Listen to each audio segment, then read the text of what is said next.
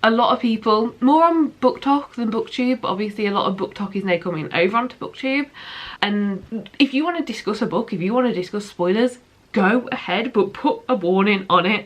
You know, like I've done reading vlogs in the past that are spoiler filled. I'll make it very clear in the title and at the start of the video, this is going to be spoiler filled. Only watch it if you're okay with that. But spoiling a book without warning, no.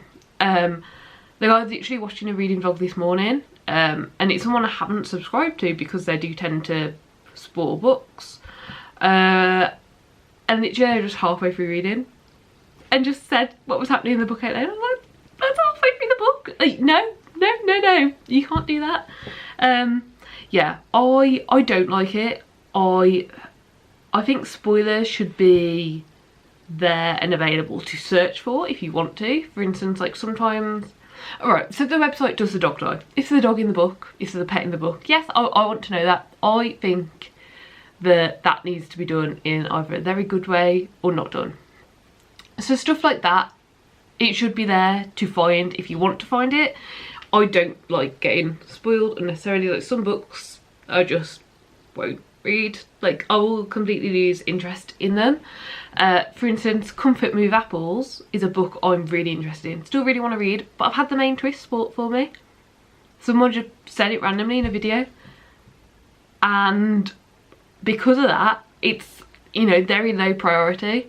In fact, I know I want to read it still. So my boyfriend doesn't read as much as me, but he, you know, still reads a fair amount of books a year. And I told him the premise of Comfort Move Apples without giving him the spoiler, and he automatically got it on his Kindle, read it all in one night. And I was like, if I hadn't been spoiled, that could be the enjoyment that I could have had.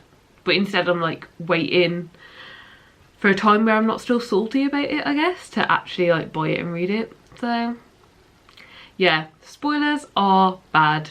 Don't like spoilers. If you want to do spoilers, make it very clear. Yeah, basically, don't spoil things. It's not good, it's not fun, and yeah, like I think it can really ruin a reading experience. Those were all the questions. I think all I have left to do now is to tag someone, but honestly I don't know who to tag. I think a lot of people have already been tagged, already done this. So yeah, if you want to do this, consider yourself tagged.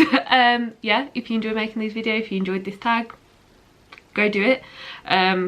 Yeah, have fun. I hope you enjoyed the video. Please do give the video a like if you liked it. Subscribe down below if you'd like to see more content like this. And hopefully I'll see you next time. Bye.